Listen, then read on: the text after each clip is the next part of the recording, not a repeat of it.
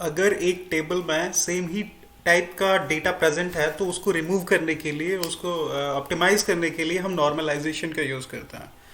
तो it is a step towards DB optimisation. It is a technique to remove और reduce redundancy from the table और to avoid redundancy in the database. अब आते हैं anomalies. तो anomalies क्या होता है? अगर हम टेबल में कुछ भी कर रहे हैं, मैनिपुलेशन कर रहे हैं, अपडेशन कर रहे हैं, इंसर्शन कर रहे हैं, डिलीशन कर रहे हैं, तो वो सब करते टाइम अगर कोई भी एबनॉर्मलिटी आ रही है तो उसको बोलते हैं एनोमलीज. ये फर्दर तीन टाइप्स की होती हैं: इंसर्शन, डिलीशन एंड अपडेशन. तो इंसर्शन एनोमली क्या होता है? अगर हम डेटा को इंसर्ट कर रहे हैं एक टेबल में without the presence of another data, तो वो एक एबनॉर्मलिटी क्रिएट करता है. जैसे अगर हम एक टेबल है, सपोज उसमें स्टूडेंट आईडी आता है, स्टूडेंट नेम आता है, स्टूडेंट कोर्स आता है. हम सिर्फ कोर्स को इंसर्ट कर रहे हैं without inserting the student ID, तो ये यहाँ पे एक इंसर्शन एनोमली क्रिएट करेगा. अब है डिलीशन एनोमली. तो अगर हम टेबल से किसी डेटा को डिलीट कर रहे हैं तो उसको डिलीट करने पे और भी इंफॉर्मेशन अगर डिलीट हो रही है तो उसके होने से डिलीशन एनोमली बनती है. अब आता है अपडेशन एनोमली और modification anomaly. The update anomaly is when an update and single data value requires multiple rows of data to be updated. मतलब सपोज एक स्टूडेंट आईडी है, हैविंग वन स्टूडेंट आईडी 1 है और वो सी प्लस प्लस कोर्स में enrol है, और हमने कोर्स को अपडेट कर दिया, सी प्लस प्लस को हमने जावा कर दिया. तो और भी तो आईडीज होंगी जो सी प्लस प्लस में एनरोल होंगी. हमने तो सिर्फ आईडी 1 के करस्पॉन्डिंग चेंज की है, तो हमें और भी अपडेशन करने होंगे. तो अगर ऐसा कर रहे हैं हम लोग तो यहाँ पे अपडेशन एनोमली क्रिएट होती है. Due to updation to many places may be data inconsistency arises if one forgets to update the data at all the intended places. मतलब ऐसा करने पे हमको सारी चीज़ों को, सारी आईडीज़ हैं जो सी प्लस प्लस में एनरोल थी, उनको भी अपडेट करना पड़ेगा. तो ऐसा करने पे अपडेशन एनोमली क्रिएट होती है. तो इसी को नॉर्मलाइज करने के लिए हम नॉर्मलाइजेशन का यूज़ करते हैं. तो ये सारी प्रॉब्लम्स को रिड्यूस करने के लिए नॉर्मल फॉर्म्स का यूज़ किया जाता है. The normal forms is use to reduce redundancy from the database table. अब आता है टाइप्स ऑफ नॉर्मल फॉर्म्स. पहला होता है फर्स्ट 1NF. तो 1NF में क्या होता है कि every relation cell must have atomic values. मतलब एक रिलेशन से ऐसा रिलेशन सेल जिसमें एटॉमिक वैल्यूज ही एग्जिस्ट करती हों. एटॉमिक वैल्यूज मतलब उनको हम फर्दर डिवाइड नहीं कर सकते. और relation must not have multi valued attribute. Attribute तो पता होगा, एट्रीब्यूट होता है कॉलम. तो रोल नंबर एक एट्रीब्यूट है, नेम एट्रीब्यूट है, कोर्स एट्रीब्यूट है. तो अगर मल्टी वैल्यूड एट्रीब्यूट प्रेजेंट है तो हम क्लियरली कह सकते हैं कि ये रिलेशन 1NF नहीं होगा. तो ये वाले टेबल में देखोगे तो रोल नंबर 1 के करेस्पॉन्डिंग जो कोर्सेज हैं सी एंड सी प्लस प्लस, मतलब कोर्सेज जो एट्रीब्यूट है उसकी 2 वैल्यूज हैं, तो इसको हम 1NF नहीं बोल सकते. तो इसको 1NF बनाने के लिए हम या तो इस कोर्सेज को अलग अलग रिप्रेजेंट कर सकते हैं, या फिर हम एक ही टेबल में मेंशन कर देंगे by increasing the number of रोज. तो हमने यहाँ पे क्या किया, रोज बढ़ा दिया. रोल नंबर 1 एनरोल सी कोर्स में भी एनरोल है और सी प्लस प्लस में भी एनरोल है. तो अब ये वाला रिलेशन जो बना है वो 1NF में है, क्योंकि यहाँ पे हर एक एट्रीब्यूट की सिंगल वैल्यू है. तो ये 1NF होता है.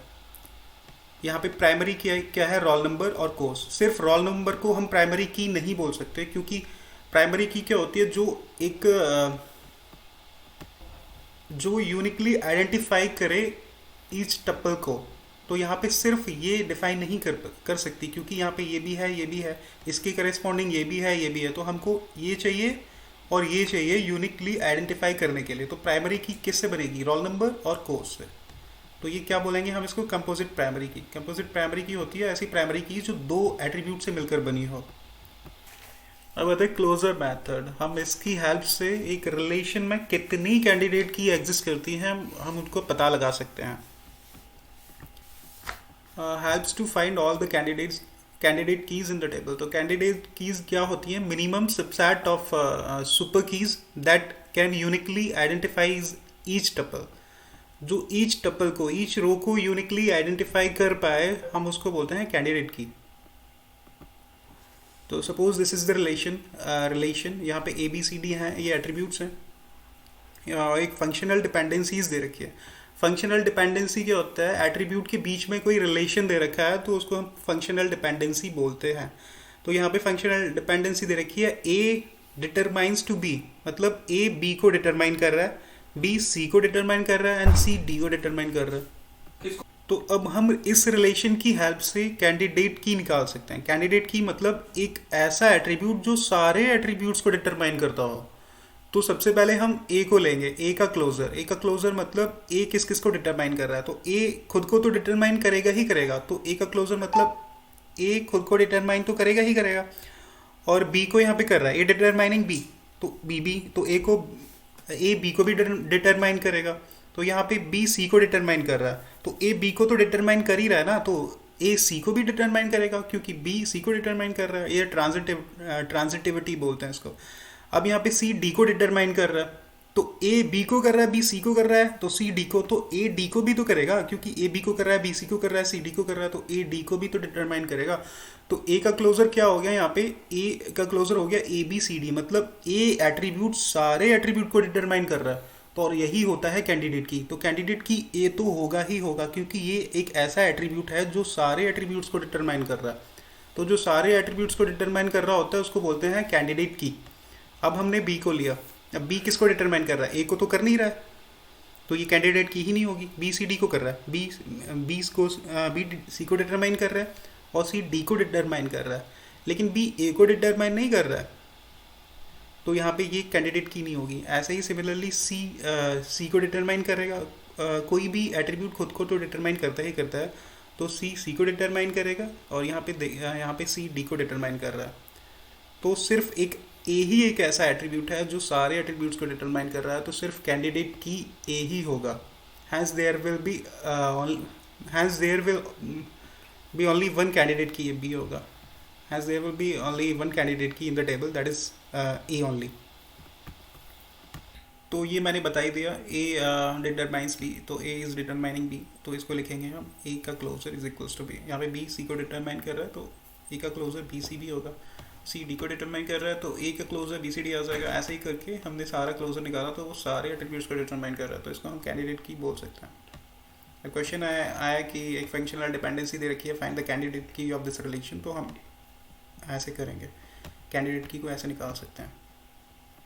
अब एक और चीज़ आती है प्राइम एट्रीब्यूट्स और नॉन प्राइम एट्रीब्यूट्स। तो प्राइम एट्रीब्यूट्स वो होते हैं जो कैंडिडेट की को बनाने में हेल्प करते हैं। तो यहाँ पे सिर्फ ए ही हेल्प कर रहा है कैंडिडेट की को बनाने में, बी सी डी तो है ही नहीं। तो प्राइम एट्रीब्यूट क्या होगा, ए होगा सिर्फ, और नॉन प्राइम एट्रीब्यूट क्या हो जाएगा, बी सी डी। अभी एक और एग्जांपल है, ये यहाँ पे एक रिलेशन है ए बी सी डी, और जहाँ पे ए बी को डिटरमाइन कर रहा है, बी सी को डिटरमाइन कर रहा है और सी डी को डिटरमाइन कर रहा है, डी ए को डिटरमाइन कर रहा है। तो हमने यहाँ पे ए का क्लोजर निकाला, तो ए का क्लोजर निकाला, तो यहाँ पे हमने ए का क्लोजर निकाला, तो ए बी को डिटरमाइन कर रहा है, तो ए को डिटरमाइन तो करेगा, ए बी को भी कर रहा है, ए सी को भी कर रहा है, क्योंकि बी सी को कर रहा है तो सी डी को भी कर रहा है, तो ए डी को भी करेगा। तो ए का क्लोजर क्या आ गया, ए बी सी डी, मतलब ये कैंडिडेट की होगी ही होगी। ओके, तो बी का क्लोजर निकाला हमने, तो बी किसको डिटरमाइन कर रहा है, A B C D. Same है यहाँ पे कि बी सी को कर रहा है, सी डी को कर रहा है, डी ए को कर रहा है, तो ए बी को भी कर रहा है, तो सेम यहाँ पे आ जाएगा। और सेम सिमिलरली फॉर सी का क्लोजर निकालेंगे तो ये चारों कैंडिडेट कीज हो जाएंगी, ये वाली चारों एट्रीब्यूट्स कैंडिडेट कीज हो जाएंगे। ठीक है, तो प्राइम एट्रीब्यूट्स मैंने बताया था, the attribute which is use to make the candidate key, जो कैंडिडेट की बनाने में हेल्प करते हैं उनको हम प्राइम एट्रीब्यूट्स बोलते हैं। तो यहाँ पे किस किस के हेल्प से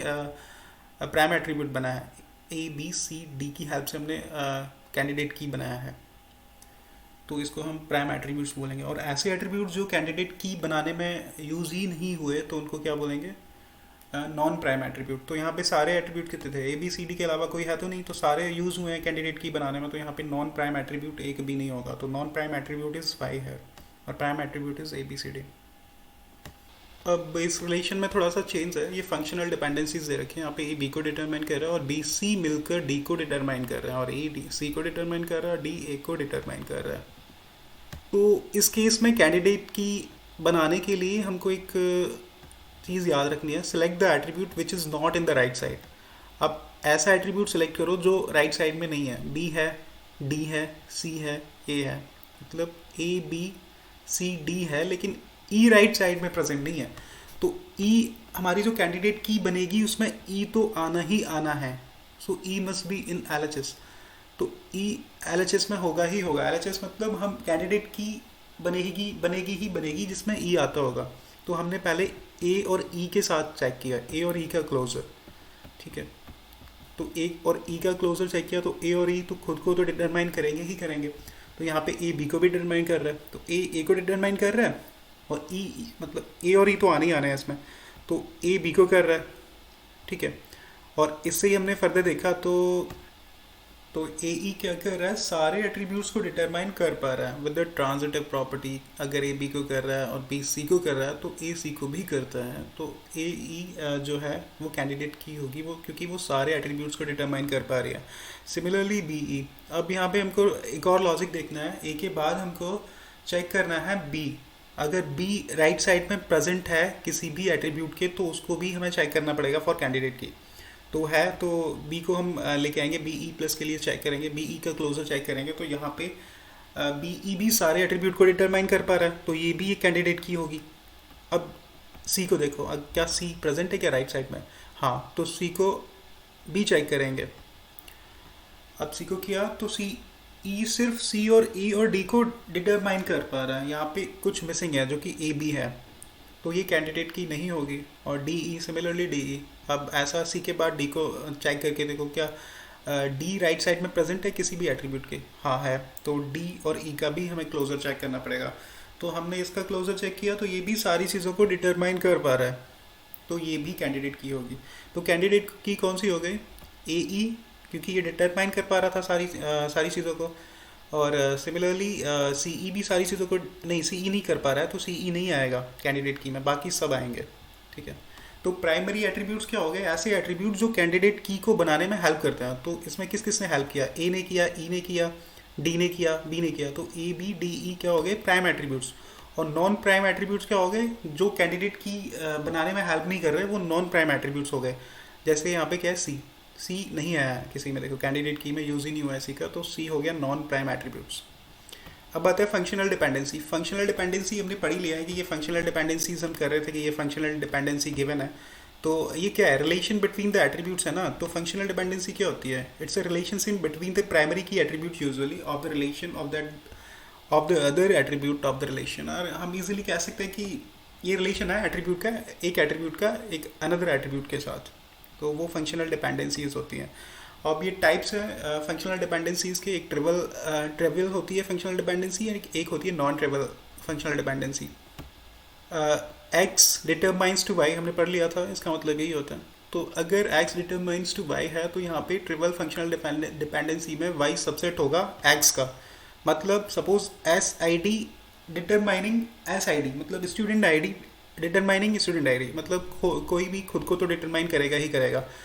तो एस आई डी का सबसेट होगा ही, A is a subset of itself ना, every set is a subset of itself, तो एस आई डी का सबसेट तो होगा ही होगा। तो ये ट्रिवियल फंक्शनल डिपेंडेंसी है। और एक और एग्जांपल ले सकते हैं हम, एस आई डी नेम है जो किसको डिटरमाइन कर रही है? एस आई डी को। तो एस आई डी इसका सबसेट होगा। सबसेट क्या होता है? सब पार्ट को सबसेट बोला जा सकता है, क्या बोलते ही हैं, S I D S name determine कर रहा है एस आई डी को, तो S I D is the subset of this. तो ये क्या हो गया? ये ट्राइवल फंक्शनल डिपेंडेंसी होती है। अगर एक्स वाई को डिटरमाइन कर रहा है और तो वाई सबसेट होता है एक्स का, अगर ऐसा हो पा रहा है तो वो ट्राइवल फंक्शनल डिपेंडेंसी होगी। यहाँ पे एल एच एस और आर एच एस मतलब L H S intersection R H S is not equals to 5, मतलब इनमें कुछ ना कुछ तो कॉमन होगा ना, तभी तो सबसेट बोल रहे हैं। अब आते हैं नॉन ट्रिवियल फंक्शनल डिपेंडेंसी। तो नॉन ट्रिवियल फंक्शनल डिपेंडेंसी में क्या होता है? अगर एक्स वाई को डिटरमाइन कर रहा है तो वाई सबसेट नहीं होगा एक्स का। यहाँ पे डिफरेंट होंगे, एल एच एस अलग होगी और आर एच एस अलग होगी, कुछ भी कॉमन नहीं होगा। वहाँ पे कुछ कॉमन था तभी सबसेट एग्जिस्ट कर रहा था, यहाँ पे कुछ भी कॉमन नहीं होगा। तो यहाँ पे एस आई डी डिटरमाइन कर रही है एस नेम। अब स्टूडेंट का नेम कुछ भी, स्टूडेंट का नेम अलग है और स्टूडेंट आईडी अलग है, तो ये इसको डिटरमाइन कर रहा है, लेकिन इन दोनों के बीच में कोई भी कॉमन नहीं है ना कुछ भी। तो एक्स इंटरसेक्शन वाई क्या आएगा? 5। तो यहाँ पे L H S intersection R H S is equals to 5, तो वो नॉन ट्रिवियल फंक्शनल डिपेंडेंसीज होती हैं। अब आते हैं सेकंड नॉर्मल फॉर्म। तो सेकंड नॉर्मल फॉर्म के लिए हमने फर्स्ट नॉर्मल फॉर्म पढ़ लिया था। अगर कोई भी रिलेशन सेकंड नॉर्मल फॉर्म में है तो वो फर्स्ट 1 NF में तो होगा ही होगा। टेबल और relation must be in 1 NF।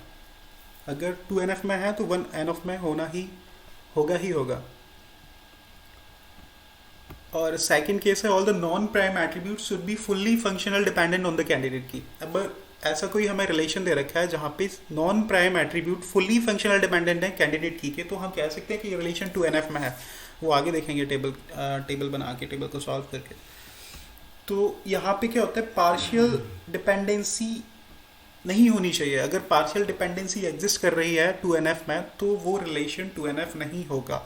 Partial dependency क्या होती है, अगर एक नॉन प्राइम एट्रीब्यूट जो कैंडिडेट की बनाने में हेल्प नहीं कर रहा है, वो डिपेंड कर रहा है किस पे, प्राइमरी की के पार्ट पे या कैंडिडेट की के पार्ट पे, तो हम बोलेंगे कि यहाँ पे पार्शियल डिपेंडेंसी है। और जहाँ पे वो पार्शियल डिपेंडेंसी है वहाँ पे 2NF एग्जिस्ट ही नहीं करेगा। तो 2NF की कंडीशन होती है कि all the non prime attribute should be fully functional dependent on the candidate key, और there should not be the partial dependency. अगर पार्शियल डिपेंडेंसी है तो वो रिलेशन 2NF नहीं होगा।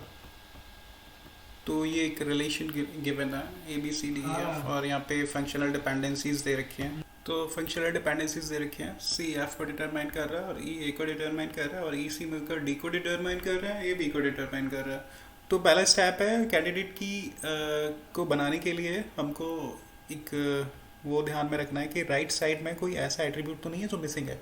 तो यहाँ पे F है, यहाँ पे A है, D है, B है, लेकिन C मिसिंग है। तो कैंडिडेट की जो हमारी बनेगी ना उसमें C तो आएगा ही आएगा। तो हम यहाँ पे EC के लिए चेक कर रहे हैं, और किसी के लिए भी चेक कर सकते हैं। तो ये EC के लिए चेक किया तो ये सारी चीज़ों को डिफाइन कर रहा है, सारी चीज़ों को डिटरमाइन कर रहा है। तो ये कैंडिडेट की होगा, EC इज़ द कैंडिडेट की। तो प्राइम एट्रीब्यूट्स क्या हो जाएंगे, E एंड C ओनली, क्योंकि यही डिटरमाइन कर रहे हैं कैंडिडेट की को। और नॉन प्राइम एट्रीब्यूट्स क्या हो जाएंगे, A B D F, जो कैंडिडेट की को डिटरमाइन नहीं कर रहे हैं वो नॉन प्राइम एट्रीब्यूट्स हो जाएंगे। अब देखो यहाँ पे देखो, इसके लिए 2NF है कि नहीं ये रिलेशन। तो 2NF में क्या होता था कि पार्शियल डिपेंडेंसी नहीं होनी चाहिए। पार्शियल मतलब कैंडिडेट की का सब पार्ट नॉन प्राइम एट्रीब्यूट को डिटरमाइन नहीं करना चाहिए। तो ये क्या है, ये कैंडिडेट की का पार्ट है, कैंडिडेट की है EC। तो ये C क्या है, ये C कैंडिडेट की का पार्ट है। तो कैंडिडेट की का पार्ट किसको डिटरमाइन कर रहा है, नॉन प्राइम एट्रीब्यूट का, क्योंकि नॉन प्राइम एट्रीब्यूट क्या है, ये F है। तो कैंडिडेट की का पार्ट अगर नॉन प्राइम एट्रीब्यूट को डिटरमाइन कर रहा है तो वो क्या होगा, 2NF नहीं होगा रिलेशन, ठीक है। तो ए पार्ट ऑफ कैंडिडेट की is determining some non-prime attribute, so partial dependency exists here, so this relation is not in 2NF, ठीक है।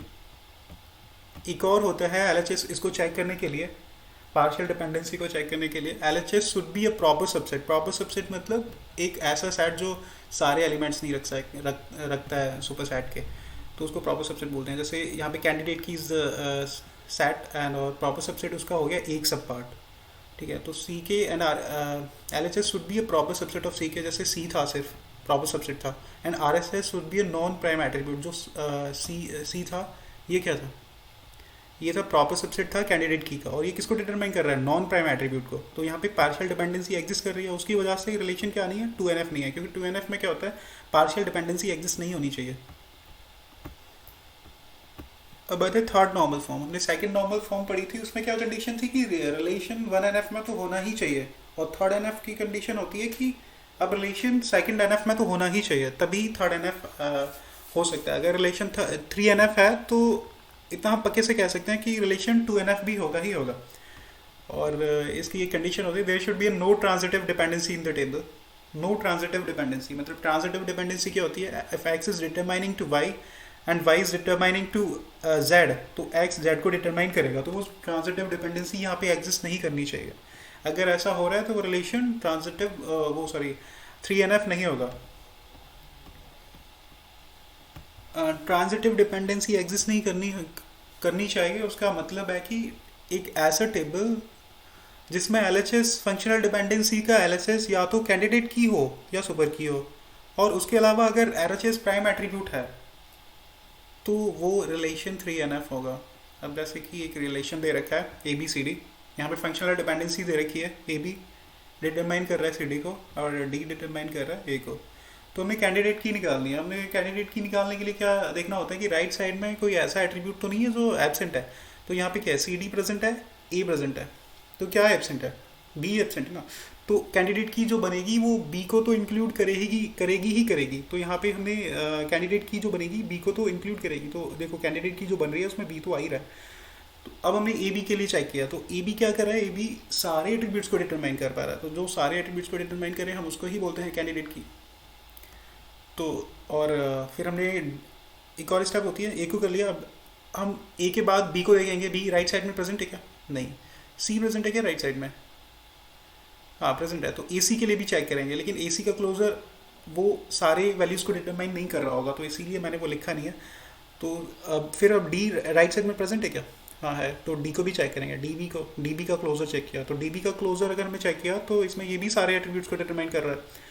तो ये सारी चीज़ों को डिटरमाइन कर पा रहा है, तो ये भी कैंडिडेट की होगा और ये भी होगा। तो कैंडिडेट की क्या होगा, ये बी एंड डी बी। तो प्राइम एट्रीब्यूट्स क्या हो जाएंगे जो कैंडिडेट की हेल्प कर रहे हैं बनाने में, तो A B D is the prime attribute. और नॉन प्राइम एट्रीब्यूट क्या हो जाएगा, सी ओनली, क्योंकि सी ही नहीं है, सी एबसेंट है। Prime attribute A B D है तो सी कैंडिडेट की में एबसेंट है। तो जो नॉन प्राइम एट्रीब्यूट क्या होता है, ऐसा एट्रीब्यूट जो कैंडिडेट की में यूज़ नहीं हुआ है, तो उसको बोलते हैं नॉन प्राइम एट्रीब्यूट्स।